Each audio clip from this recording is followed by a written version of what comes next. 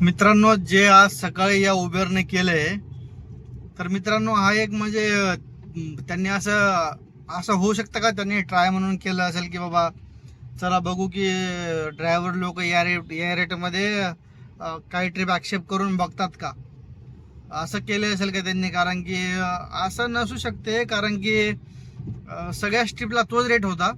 असं नाही की 2 ट्रिपला रेट कमी आणि 2 ट्रिपला जास्त. तर त्यांचा मेसेज आलेला आहे की तांत्रिक बिघाड होता म्हणून, आणि त्यामुळं रेटचा प्रॉब्लेम होता म्हणून असा मेसेज आलेला आहे. पण होऊ शकते मित्रांनो, असं पण होऊ शकते की त्यांनी असं ट्राय म्हणजे नाही का, चला ट्राय करून बघू की ड्रायव्हर लोक या रेटमध्ये पण ट्रिप घेतात का. म्हणजे मित्रांनो, खर्चच एवढा आहे, 8 रुपये 10 रुपये किलोमीटर आपल्याला. आणि त्या म्हणजे विषय कसा झाला ना, या रेटमध्ये जर आपण गाडी चालवली तर मग मित्रांनो ते फ्री ऑफ कॉस्ट गाडी चालवल्यासारखी झाले. म्हणजे ड्रायव्हर लोकांना ज्यांनी आपल्या आपल्या पैशांनी इकडून तिकडून करून गाडी घेतली, शेवटी मग त्याला गाडी विकावंच लागणार ह्या रेटमध्ये जर गाडी चालवली. आणि मित्रांनो, मला नक्की कमेंट करून सांगा, ह्या अशा रेटमध्ये आज कोणी कोणी ट्रिप मारल्या. जर ह्या रेटमध्ये जर आपण ट्रिप मारतो मित्रांनो, अशा रेटमध्ये बिलकुल ट्रिप मारू नका. एक होऊ शकतं आणखी, माझ्या व्हिडिओच्या मार्फत जेवढे पण लोक व्हिडिओ बघतायत, की तुम्ही एक काम करू शकता की कमी रेटची ट्रिप असेल, तुम्हाला वाटतं की नाही 18-20 रुपये किलोमीटर नाही आहे रेट, सिटीमध्ये 18च्या वरच रेट पाहिजे, 18-20 रुपये किलोमीटर रेट पाहिजेच. त्याच्यावर मग किती पण येऊ द्या, 20-22-25, ते मग ट्रॅफिकवर वगैरे डिमांडवर डिपेंड करतं. पण मिनिमम दुपारी असो कधी पण असो 18 रुपये तरी रेट पाहिजे मिनिमम. मग पीक आवर्स असेल तर त्याच्यामध्ये 25 रुपये रेट पाहिजे. तर जर कमी रुपयाची म्हणजे कमी किलोमीटरची रेट आली तर तुम्हीच ॲक्सेप्ट करू नका, ॲटोमॅटिक रेट वाढतील. पण विषय काय होतं मित्रांनो, आपण ॲक्सेप्ट करतो ट्रिपा आणि मग ते आपल्याला रेट भेटत नाही, असा विषय आहे. तर मित्रांनो, मी तर सगळे बळी पडलो नाही त्या ट्रिपाच्या एक पण, कारण की मी आता चाललोय ड्युटीला. तर मी व्यवस्थित आपलं काम करून घेतलंय, माझं 1500 रुपयाचं काम झालंय. पण मी त्या ट्रिपा घेतल्याने नाही का, म्हणजे 30 किलोमीटरला 150 रुपये, म्हणजे किती रुपये किलोमीटर झाले ते? 5 रुपये किलोमीटर पण नाही, 3 रुपये किलोमीटर. 10 किलोमीटरला लावा नाही हिशोब तुम्ही, काय रेट आहे किती. हा म्हणजे 5 रुपये किलोमीटर रेट झालाय, सॉरी 3 रुपये 5 रुपये किलोमीटर. आणि आता सगळ्यांना कॉल करते उबेर की, आणि सगळ्यांना मेसेज टाकते तांत्रिक बिघाड होता. अशानं काय होते ना, ड्रायव्हर लोक नाराज होते. आणि उबेर कंपनी इंटरनॅशनल कंपनी आहे, असं त्यांच्याकडून व्हायला नको आहे. पण माहिती नाही कसं काय झालंय सकाळी. आणि समजू शकतो गाड्या वगैरे वाढल्या खूप, पण एवढा पण रेट खराब नसतो, त्याची पण एक हद्द असते. मग त्याच्यापेक्षा कस्टमरला मग ते फ्रीमध्ये सोडल्यासारखं झालं ना, 30 किलोमीटर 150 रुपयामध्ये. म्हणजे असं की मग ते आपल्याला जसं की बाबा चहा नाश्ता देऊ लागले तसा विषय झालाय सकाळी. तर मग याचा अर्थ काय होतो की आपण कस्टमरला मग फ्रीमध्ये सेवा देतो, याचा अर्थ होतो. तर नवीन गाडी घेणाऱ्यांनी ह्या गोष्टीचा विचार करावा. आणखीन पण लोक अशा गाड्यामध्ये दनादन घेणं चालूच आहेत. म्हणजे लोक काय विचार करतात ना की म्हणजे नाही का, चला EMI वगैरे निघेल आणि खर्च वगैरे भागेल आणि गाडी वगैरे आपल्याकडे राहील. पण एक सांगतो मित्रांनो, EMI काढणं पण एवढं इझी नाही आहे. ह्या रेटमध्ये काम करून EMI काढणं एवढं इझी नाही आहे. आणि ट्रॅफिक होतो, मुंडवा चौकाला आहे मी, हे ट्रॅफिक बघा. तर हे ट्रॅफिकची अवस्था, अशा ट्रॅफिकमध्ये नाही काढू शकत आपण EMIचे पण पैसे. कधी कधी असं होतं, माझ्यासोबत झालेलं आहे, याच महिन्यामध्ये झालेलं आहे. मी पार्ट टाइम करतोय, पार्ट टाइम मध्ये तरी काय 5-6 तास करतोय, पण नाही निघत कधी कधी पैसे. कधी काम येते आपल्याला, कधी काय, कधी थकवा, कधी कंटाळा येतो, कधी ट्रॅफिकमुळे जायची इच्छा होत नाही. तर ह्या गोष्टी होतात मित्रांनो. तर गाडी घेण्याच्या आधी 10 वेळा विचार करा, आणि घेतले तर मग तुम्ही मग असं बोलायचंच नाही रेट नाही हे नाही. कारण की जो माणूस गाडी घेतो त्यांनी आधीच 10 लोकांचे व्हिडिओ बघितलेले असतात, 10 लोकांचं ऐकलेलं असते. तरी पण व्यक्ती कोणी पण गाडी घेतात. आणि रोज मी कुठला ना कुठला, हे बघा आणखी इथं शोरूमला एक ठिकाणी डिझायरची डिलिव्हरी आहेच.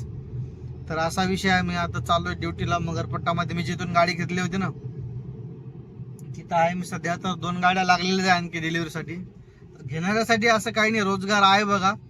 पण ह्या टाईपची परिस्थिती आहे आणि रिस्क खूप आहे, प्रॉब्लेम खूप आहेत. तरी बघा, आपापले विचार करून डिसिजन घ्या. बाकीचे पण बिझनेस आहेत, असं नाही पुण्यामध्ये फक्त आपण बोलावरच करून हे करू शकतो म्हणून. याच्यामध्ये रिस्क खूप आहे.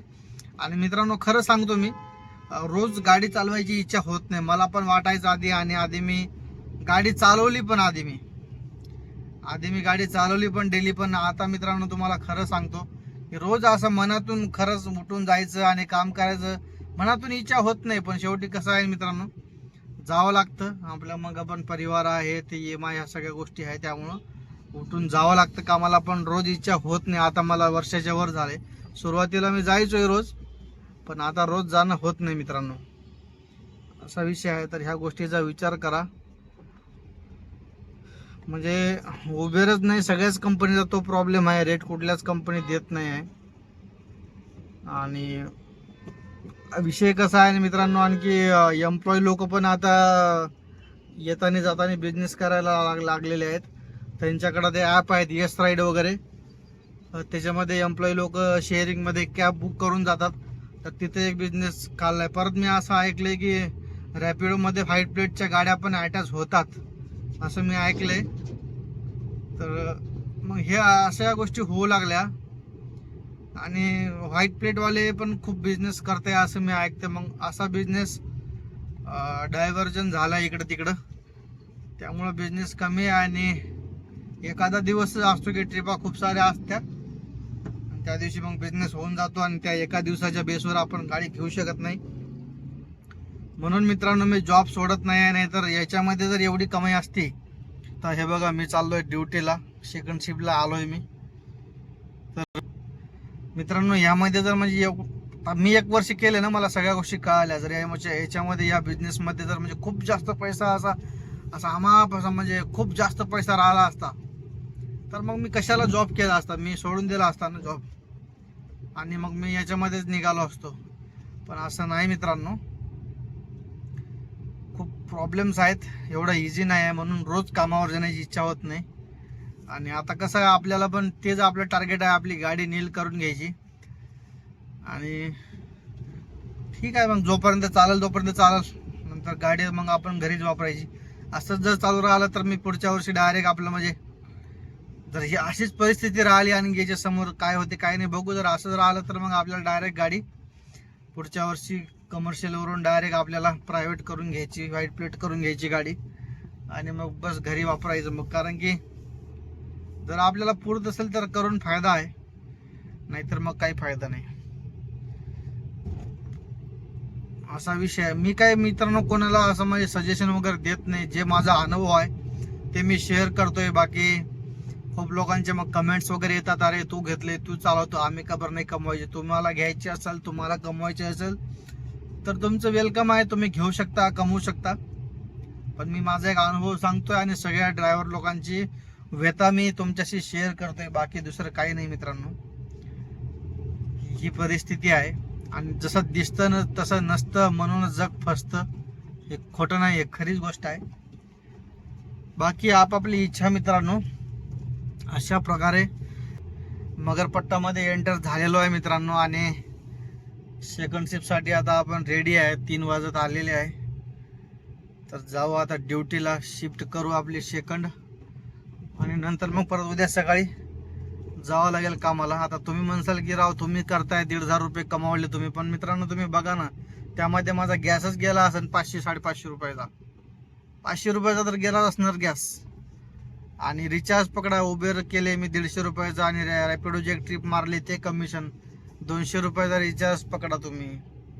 राहिले काय 700-800 रुपये. त्याच्यामध्ये मी 6 तास काम केले, आणि 700-800 रुपयासाठी रिस्क बघा किती आहे. त्याच्यामध्ये माझा नाश्ता आहे ते नाही का, सगळे पैसे नाही राहत मित्रांनो. तर अशा प्रकारे मित्रांनो आता आपण आलोय बघा टॉवर 1ला.